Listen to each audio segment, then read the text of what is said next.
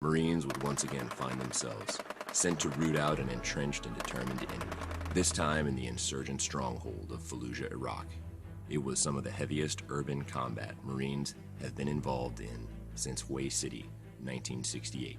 We received our mission statement as to what we were supposed to do when we entered the city of Fallujah. And pretty much it was eliminate all threats for the most part in a nutshell.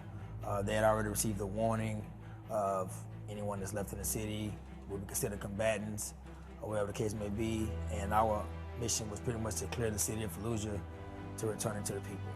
During the course of that battle, when I was trapped and wounded, bleeding out inside the house, if I ever had any doubts during that period of making it out alive or making it out of that building, I always knew without any doubt whatsoever that I would make it out, because those Marines that were a part of that unit, I just had that much confidence in them and their abilities that they would somehow figure out a way to find a way to never leave Marine behind. It's that camaraderie that makes us elite. It's the whole combined arms team. So here we are as a tank company.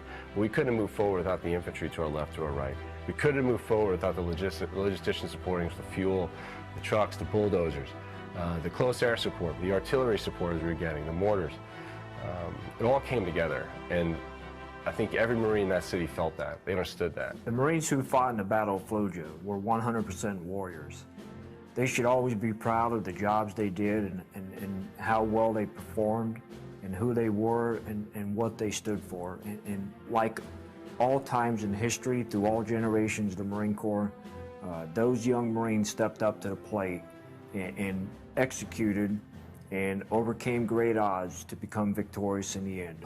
I think I would rather fight in the jungle, not the type of jungle, but like rather on Guadalcanal type of jungle or the Korean type of war than Fallujah. What I know about it, the door-to-door stuff, you don't know who your enemy is. That'd be nerve-wracking. We at least knew where our enemy was most of the time. Like Peleliu, the battle for Fallujah was the bloodiest of the Iraq War. Coalition forces suffered more than 100 killed and 600 wounded.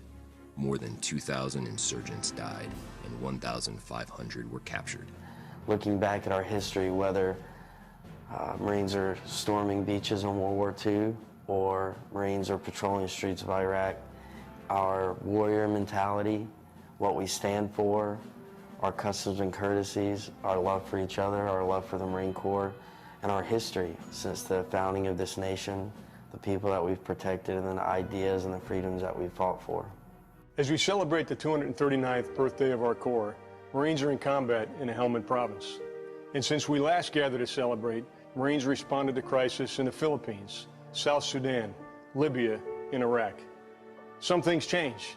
This year found us in different climes and places than our predecessors.